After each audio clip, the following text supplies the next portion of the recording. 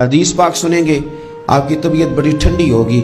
میرے نبی پاک صلی اللہ تعالیٰ علیہ وسلم نے ارشاد فرماتے ہیں کہ جو بندہ سوال سے بچنا چاہے گا، ارادہ کرے گا اللہ میں نے کسی سے نہیں مانگنا، فرمایا جو سوال سے بچنا چاہے گا رب اسے سوال سے بچا لے گا، اور جو لوگوں سے بے نیاز ہونا چاہے گا کہے گا یا اللہ مجھے دنیا داروں کا محتاج نہ بناؤ، اپنی بارگاہ سے عطا فرما۔ جو لوگوں سے بے نیاز ہونا چاہے گا اللہ لوگوں سے بے نیاز کر دے گا، اور فرمایا جو صبر کا ارادہ کرے گا اللہ اسے صبر کی توفیق بھی عطا فرما دے گا۔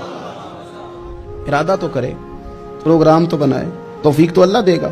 جو صبر کا ارادہ کرے گا اللہ صبر کی توفیق بھی عطا کر دے گا۔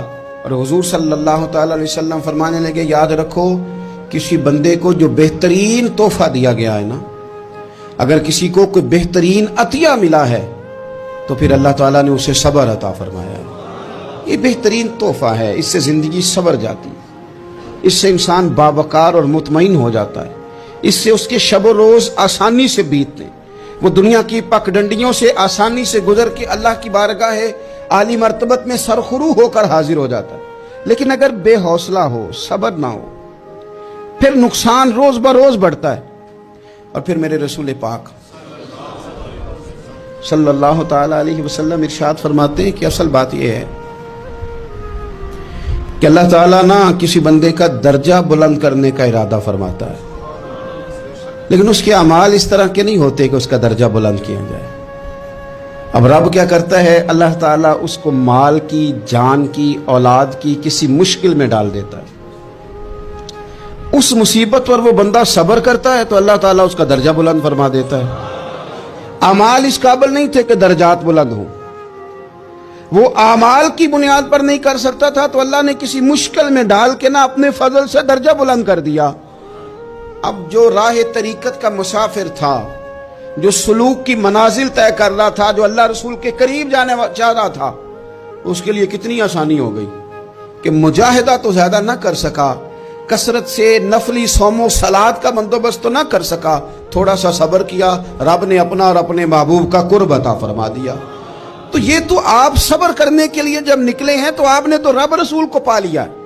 یہ صبر تو وہ والا سفر ہے جس کی جو منزل ہے وہ اللہ رسول کا قرب ہے۔ ہم لوگ تھوڑی تھوڑی باتوں میں حوصلہ ہار جاتے ہیں، صبر چھوڑ جاتے ہیں، پریشانی بڑھ جاتی ہے، پتہ نہیں ایسے محسوس ہوتا ہے کہ جیسے یہی بندہ دنیا کا سب سے دکھی بندہ ہے۔